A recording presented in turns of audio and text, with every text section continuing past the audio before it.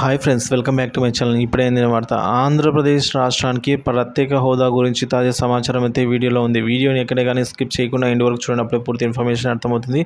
వీడియోకి అయితే ఒక లైక్ చేయండి ఫ్రెండ్స్. ఇక విషయానికి వచ్చినట్లయితే ప్రత్యేక హోదా విషయం ఇప్పుడు జాతీయ స్థాయిలో సెగరేపుతోంది.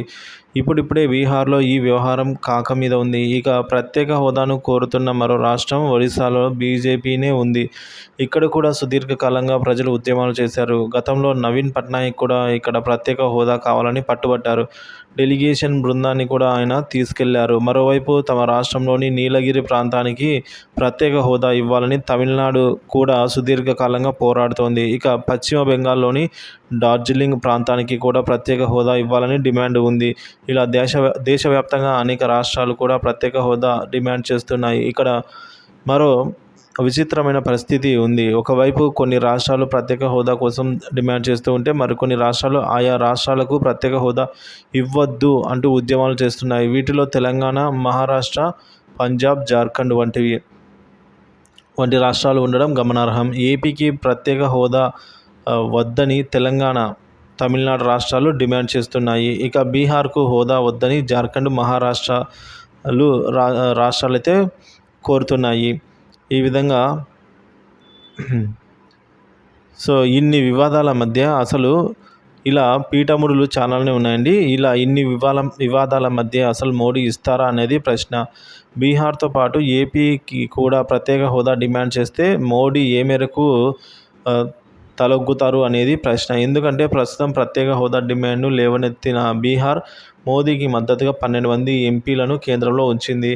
ఇక ఏపీ కూడా రేపు ప్రత్యేక హోదా కోసం పట్టుబడితే అప్పుడు బాబు కీలకం అవుతారు. బాబు కూడా 16 మంది ఎంపీలతో కేంద్రానికి మద్దతు ఇస్తున్నారు. వీరిద్దరి ఉద్దేశం కూడా మోడీకి తమ సపోర్టు కనుక లేకపోతే కేంద్రంలో ఆయన సర్కారు కుప్పకూలుతుంది అనేది వాస్తవము.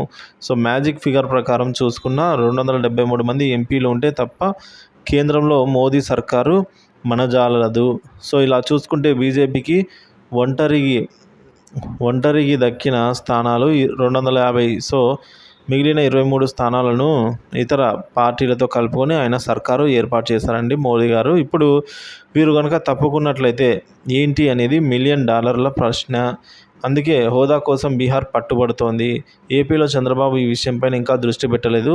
ఈ విషయంలో మోదీ కూడా ముందుగానే ప్లాన్ బి రెడీ చేసుకున్నట్టు ఢిల్లీ వర్గాలు చెప్తున్నాయండి. తనతో కలిసి వచ్చే పార్టీతో కలిసి 293 మంది ఇప్పుడు ప్రభుత్వాన్ని నిర్వహిస్తూ ఉన్నారు.